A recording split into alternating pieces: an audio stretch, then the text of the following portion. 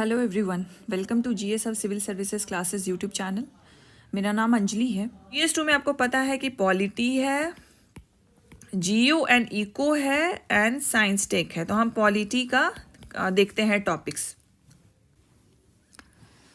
Polity में फिर हम देखते हैं पॉलिटी में आपको कौन कौन से टॉपिक्स करनी है। तो सबसे पहले तो आपको प्रीएम्बल तो करना ही है, फंडामेंटल राइट्स करना है, डीपीएस भी करना है, फंडामेंटल ड्यूटी भी करना है, गवर्नर और प्रेसिडेंट को साथ में ही कर लेना।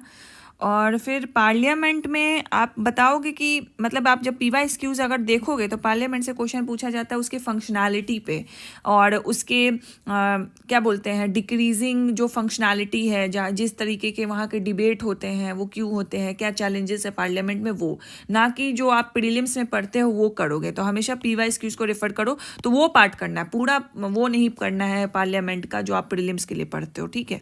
Prime minister, council of minister करने की जरूरत नहीं है, इलेक्शन कमीशन ऑफ इंडिया करना है, रिजर्वेशन करना है, पंचायती राज करना। तो इसमें आप चैलेंजेस लिखोगे, क्या क्या इनिशिएटिव गवर्नमेंट ने लिए हैं, क्या इसकी सिग्निफिकेंस है, कमिटीज का जिक्र करोगे। अब बिहार में पंचायती राज का स्टेटस क्या है, बस उसका होगा। कास्ट बेस्ड सेंसस ये अगेन कवर्ड हो चुका है करंट अफेयर्स वाले पार्ट में, तो ये तो सेम ही है। कोलिजन गवर्नमेंट यस करोगे, कोलिजन गवर्नमेंट बिहार में तो आपको पता ही है पॉलिटिक्स में कोलिजन गवर्नमेंट का कितना दबदबा है, तो ये तो हमें करना ही है।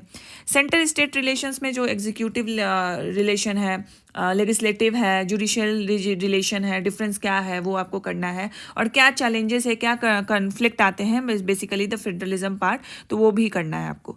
जुडिशरी अगेन वेरी इंपॉर्टेंट है, जुडिशरी के तो फंक्शंस तो इंपॉर्टेंट है, साथ साथ इसमें जो रिव्यू है एंड जो एक्टिविज्म है ये आपको करना है, बेसिक स्ट्रक्चर करना है। क्रिमिनलाइजेशन लेस प्रायोरिटी है तो इसको नहीं भी कर सकते हो, लेकिन ठीक है अगर आपका सारा टॉपिक हो जाएगा फिर कर लेना। पॉलिटिकल पार्टीज, देखो पॉलिटिकल पार्टीज का इवोल्यूशन, फॉर एग्जांपल पहले हमारे पास सिंगल पार्टी था, सिस्टम था, फिर उसके बाद मल्टी पार्टी सिस्टम आया, तो वो कैसे बढ़ा है आगे, तो ये आप कर लेना, ये इंपॉर्टेंट है, ये कर लेना। फेडरल सिस्टम वही सेंट्रल स्टेट रिलेशंस में ही फेडरल सिस्टम कवर्ड हो जाएगा। राइट टू फ्रीडम, आर्टिकल 19 और आर्टिकल 21 जो फंडामेंटल राइट जब करोगे ना तो इन दोनों को बस अलग से कर लेना। नेशनल इमरजेंसी करने की जरूरत नहीं है। एंटी डिफेक्शन लॉ यस आप करोगे, प्रेशर ग्रुप्स भी करोगे।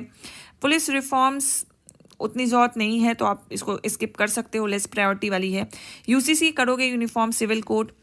रीजनल पार्टी, जब आप पॉलिटिकल पार्टी करोगे, वन पार्टी सिस्टम बताओगे, मल्टी पार्टी सिस्टम बताओगे, उसी में रीजनल पार्टी का थोड़ा सा एक्सपेक्ट्स डाल देना कि किस तरीके की रीजनल पार्टी बनती है, क्या चैलेंजेस होते हैं, क्या बेनिफिट होता है, और इंडिया में अभी क्या है उसका एग्जाम्पल दो ना, किस तरीके की रीजनल पार्टीज होती हैं तो उसका एग्जाम्पल दो, क्या रिप्रेजेंट करती है, फिर उसके बाद उसके वे फॉरवर्ड भी बताओ। तो रीजनल पार्टी आपको करना है। Constitutional and non constitutional body, ये थोड़ा प्रीलिम्स का पार्ट है, तो अगर छोटा मोटा जो कोई बॉडीज होता है, फॉर एग्जाम्पल CBI ED जो न्यूज में रहता है, तो हम बस उसको कर लेंगे। तो लाइक CBI ED की थोड़ी फंक्शनैलिटी जान लो, देख लो कॉन्स्टिट्यूशनल बॉडी है, नॉन कॉन्स्टिट्यूशनल बॉडी, कॉन्स्टिट्यूशनल है तो कौन से प्रोविजन में है, आर्टिकल में है, हमें बस वो देखना है। ये आपने प्रीलिम्स के लिए पढ़ा होगा, उसी को आप लिख सकते हो, इसके लिए अलग से करने की कुछ जरूरत नहीं है। Important rules yes, women reservation bill आप देखोगे। क्रिमिनल एक्ट्स हमने करंट अफेयर्स में कर लिया है ऑलरेडी, तो ये कर लो। दिल्ली ऑर्डिनेंस आप कर लो।